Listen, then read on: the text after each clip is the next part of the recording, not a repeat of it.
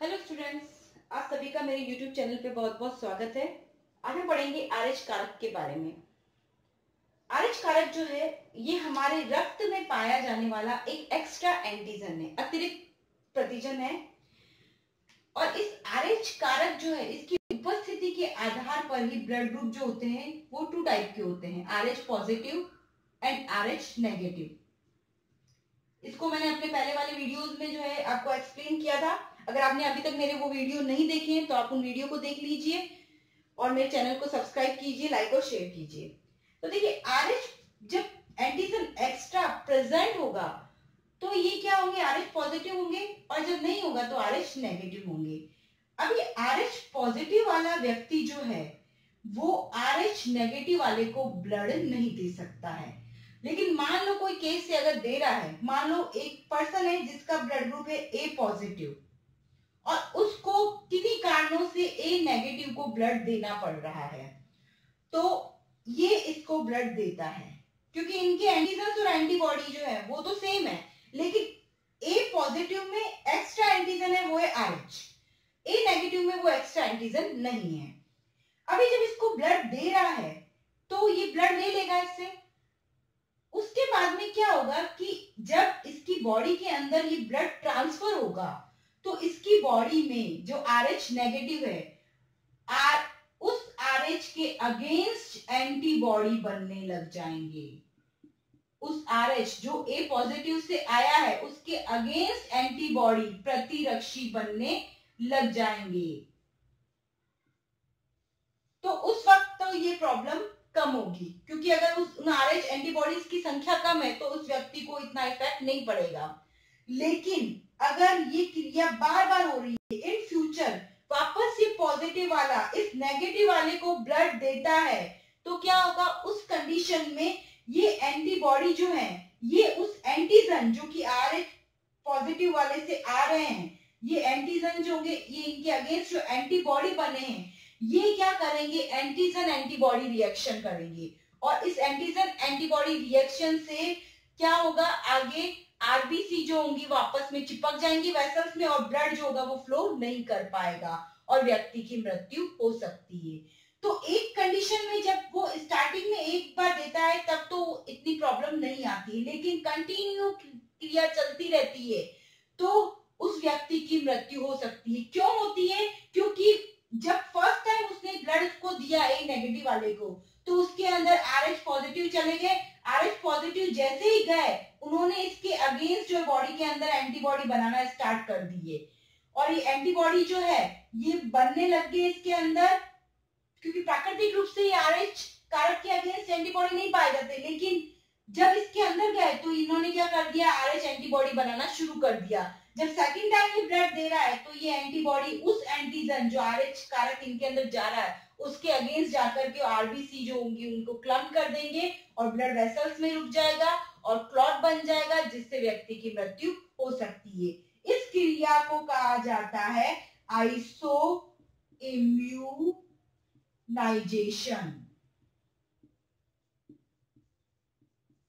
यही कारण है कि पॉजिटिव वाला नेगेटिव वाले को ब्लड ग्रुप सेम होने के बावजूद भी ब्लड नहीं दे सकता। देखिए, आरएच कारक जो है एक गंभीर समस्या का बन सकता है जब पिता जो है वो है आरएच पॉजिटिव और माता जो है वो है आरएच नेगेटिव। कंडीशन एक ही है, इसी को याद रख लीजिएगा कि पिता या पुरुष जो है वो तो क्या है, आरएच पॉजिटिव और माता जो है आरएच नेगेटिव। आरएच पॉजिटिव जो होता है वो प्रभावी होता है और आरएच नेगेटिव जो होता है वो अप्रभावी होता है। तो इसीलिए जो उनका बच्चा होगा, जो फर्स्ट चाइल्ड होगा, वो ऑलवेज आरएच पॉजिटिव होगा। ठीक है, जो इनकी फर्स्ट जो प्रोजेनी है, हम कह सकते हैं इनकी जो फर्स्ट संतान है वो पॉजिटिव होगी क्योंकि आरएच पॉजिटिव पिता का प्रभावी है, वो बच्चे में जाता है। तो माता में नेगेटिव है और पिता जो बच्चा है वो पॉजिटिव है। अब बच्चा जो है वो माता के गर्भाशय में रहता है, फिर भी पॉजिटिव और नेगेटिव दोनों के जो होते हैं वो मिक्स नहीं होते। इसका क्या कारण होता है कि बच्चा जब माता के गर्भाशय में होता है तो अपरा, जिसको हम बोलते हैं प्लासेंटा, तो प्लासेंटा और अपरा एक विशेष प्रकार का उत्तक है जो माता से शिशु तक क्या करता है, पोषक पदार्थों, हार्मोन्स, एंजाइम्स, गैसेस, इनका क्या करता है, आदान प्रदान करता है। लेकिन इस अपरा द्वारा जो है माता और शिशु का ब्लड जो है वो अलग अलग रहता है। यानी माता के गर्भाशय में शिशु है और शिशु पॉजिटिव है, माता नेगेटिव है, फिर भी उनमें क्या होता है कि उनकी आरबीसी जो होती है वो क्या होगी, क्लम्प्ड नहीं होगी। क्यों नहीं होंगी, क्योंकि अपरा जो है, प्लासेंटा जो है वो इन दोनों के रक्त को क्या करता है, अलग अलग रखता है, जिसके कारण इनका ब्लड जो होता है आपस में मिक्स नहीं होता है। तो प्रसव के समय जब फर्स्ट बच्चा होता है, तो डिलीवरी जब होती है, तो प्रसव के समय इस प्लासेंटा को क्रॉस करके कुछ RH पॉजिटिव जो होते हैं, कुछ मान लो माता के गर्भाशय में 2 लाख की समथिंग है, तो उनमें से 2 या 3 जो है पॉजिटिव जो होंगे वो माता के गर्भाशय में चले जाएंगे। तो जब ये माता के गर्भाशय में जाते हैं RH पॉजिटिव, तो क्या होगा, उस कंडीशन में उसके अगेंस्ट जो होंगे एंटीबॉडीज माता के गर्भाशय में बनने लग जाएंगे। लेकिन ये संख्या इतनी कम होती है पॉजिटिव्स की कि उस वक्त माँ को कोई इफेक्ट नहीं डालती, तो यहाँ पर माता को कोई इफेक्ट नहीं पड़ता है। RH फैक्टर प्रेगनेंसी के टाइम पे, गर्भ अवस्था या गर्भावस्था के टाइम पे किस प्रकार से प्रभावित करता है, इसको हम इस डायग्राम से समझते हैं। देखिए RH कारक जो है, पिता पॉजिटिव है और माता नेगेटिव है, कंडीशन सिर्फ एक ही है। तो जो फर्स्ट बेबी होगा वो कैसा होगा, पॉजिटिव, क्योंकि पॉजिटिव वाला प्रभावी है। तो ये जो मैंने डायग्राम में आपको शो किया, बाहर माइनस माइनस, ये माता की गर्भाशय और उसमें रुधिर है, ये एंटीजन्स है, और ये वाला जो है ब्लैक कलर से है, ये शिशु जो है उसका रुधिर है। अब ये दोनों अलग है, किसके द्वारा, प्लासेंटा के द्वारा। ये डायग्राम में मैंने बनाया रेड कलर से मार्क के, जो आपको दिख रहा है ये प्लासेंटा। तो ये प्लासेंटा जो है ये माता के रुधिर और शिशु के रुधिर को क्या कर रहा है, अलग अलग रख रहा है। यानी माता के गर्भाशय में शिशु होने के बाद भी दोनों का रक्त सेपरेट है, किसके द्वारा, इस प्लासेंटा के द्वारा। अब क्या होगा, जब शिशु का जन्म होगा, प्रसव होगा, डिलीवरी होगी, उस दौरान कुछ एंटीजन्स जो हैं ये इस प्लासेंटा को क्रॉस करके माता के गर्भाशय में प्रवेश कर जाएंगे। देखिए आप इस डायग्राम में, सेकंड डायग्राम जो है वो शो कर रहा है, यानी मैं इतने एंटीजन्स में से एक को मैंने बाहर निकाल दिया। अब ये प्लासेंटा भी हट गया, क्योंकि डिलीवरी के तुरंत 10 मिनट बाद में क्या होता है, प्लासेंटा भी जो होता है बाहर निकल जाता है। तो ये एंटीजन अब माता के गर्भाशय में आ गया है।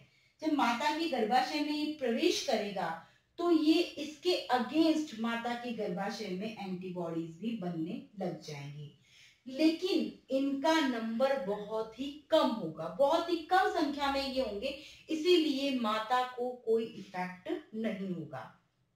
लेकिन अगर मदर सेकंड कंसीव करती है, माता जो है दूसरी बार गर्भ धारण करती है और दूसरी बार गर्भ धारण करती है, तब भी शिशु का जो रक्त समूह है वो पॉजिटिव है, शिशु का रक्त समूह पॉजिटिव है और प्लासेंटा का निर्माण वापस से हो रहा है। तो अब क्योंकि जब फर्स्ट डिलीवरी के बाद में ये जो एंटीजन प्रवेश किए थे तो इनके अगेंस्ट एंटीबॉडी भी बने थे। अब ये एंटीबॉडी जो है सेकेंड प्रेगनेंसी के टाइम इस प्लासेंटा को क्रॉस करके अंदर चली जाएंगे और वहां जाकर जो शिशु के जो पॉजिटिव है और ये क्या है, ये इनके अगेंस्ट एंटीबॉडीज है, तो ये इस एंटीजन के अगेंस्ट एंटीबॉडी जो है ये बन गए हैं। तो ये इसको जब क्रॉस करके अंदर चले जाएंगे तो ये इनको डिस्ट्रॉय करने लग जाएंगे, नष्ट करने लग जाएंगे।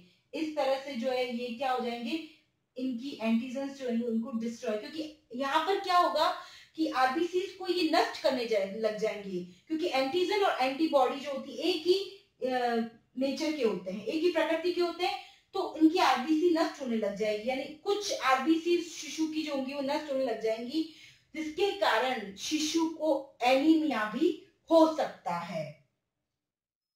इसको नष्ट कर रहे हैं तो इस रोग को कहा जाता है इरिथ्रोब्लास्टोसिस फिडेलिस। इरिथ्रो से है तात्पर्य आरबीसी, इरिथ्रोसाइट हम आरबीसी को कहते हैं, ब्लास्टोसिस मतलब कि उसका ब्लास्ट होना, फिटलिस मतलब कि गर्भ में शिशु की आरबीसी का नष्ट होना, इस क्रिया को कहते हैं इरिथ्रोब्लास्टोसिस फिटलिस। ऐसा जो फीटस है, जो शिशु है, वो क्या होगा, एनीमिया से ग्रसित होगा। इस रोग को इरिथ्रोब्लास्टोसिस फिटलिस कहेंगे, गर्भ रक्ताणु कोरकता, और शिशु को रीसस बेबी कहेंगे। इन शिशुओं का जन्म जो होता है समय से पूर्व भी हो सकता है, या तो समय से पूर्व होगा, और ऐसे शिशु जो होंगे वो कैसे होंगे, मेंटली रिटार्डेड, मंद बुद्धि के होंगे, उनको हेपेटाइटिस हो सकता है, पीलिया जिसको हम बोलते हैं ये भी हो सकता है। और अगर ये क्रिया नहीं होगी, अगर ये कंडीशन और ज्यादा क्रिटिकल हो गई है, मान लीजिए कि आरबीसी ज्यादा नष्ट होने लग गई है, तो माँ और शिशु दोनों ही क्या होंगे, उनकी डेथ हो सकती है, क्योंकि वही कारण है, प्रतिजन और प्रतिरक्षी आपस में दोनों जो होंगे उनकी क्रिया हो जाएंगी, और क्रिया के कारण आरबीसी क्लम्ड हो जाएंगी, क्लम्ड होने से ब्लड वेसल्स में रुक जाएगा, मदर और फीटस दोनों की ही मृत्यु हो सकती है। ये जो गर्भ रक्ताणु कोरकता है, इस रोग से बचाव के लिए क्या किया जा सकता है, तो इस रोग से बचाव के लिए प्रसव जो है उससे ठीक पहले 72 आवर्स 72 घंटे पहले क्या किया जाता है, माता को एंटी-आरएच का इंजेक्शन लगाया जाता है, ताकि उसके आरएच कारक जो है वो क्या हो जाए, आरएच पॉजिटिव के अगेंस्ट जो एंटीबॉडी बने वो क्या हो जाए, नष्ट हो जाए। तो माता को एंटी-आरएच का इंट्रावेनस इंजेक्शन लगाया जाता है, इंट्रावेनस इंजेक्शन लगाया जाता है, जिसके कारण क्या होता है कि माता और शिशु दोनों को ही बचाया जा सकता है। अब आपको ये याद रखना है कि कंडीशन सिर्फ और सिर्फ एक ही है गर्भ रक्ताणु कोरकता होने की, आरएच पॉजिटिव जो है वो तो हो पिता, और आरएच नेगेटिव हो माता। कई बार एग्जाम में क्वेश्चन आता है कि आरएच कारक एक गंभीर समस्या बन सकता है, या आरएच कारक जो होता है किस कारण से जो है वो एक गंभीर समस्या है, तो पिता क्या हो सकता है, आरएच पॉजिटिव, माता आरएच नेगेटिव। सेकंड ऑप्शन में आपको दे रखा होगा पिता आरएच पॉजिटिव और माता भी आरएच पॉजिटिव। थर्ड आपको दे रखा होगा पिता आरएच नेगेटिव और माता आरएच नेगेटिव। और फोर्थ ऑप्शन आपको दे रखा होगा पिता आरएच नेगेटिव और माता आरएच पॉजिटिव। तो इसका करेक्ट आंसर हो जाएगा फर्स्ट, पिता कैसा होना चाहिए, पॉजिटिव, और माता नेगेटिव, तभी गर्भ रक्ताणु कोरकता जैसी स्थिति उत्पन्न होती है। अन्यथा अगर दोनों पॉजिटिव हैं तब कोई प्रॉब्लम नहीं आएगी, दोनों नेगेटिव हैं तो भी कोई प्रॉब्लम नहीं होगी। पिता नेगेटिव है, माता पॉजिटिव है, तो प्रभावी किसका रहता है, प्रभावी आरएच पॉजिटिव है, तो भी कोई प्रॉब्लम नहीं आएगी। सिर्फ और सिर्फ एक ही कंडीशन है, पिता पॉजिटिव और माता नेगेटिव, तब माता को उपचार हेतु प्रसव के 72 घंटे पहले एंटी-आरएच का इंट्रावेनस इंजेक्शन लगवाया जाता है।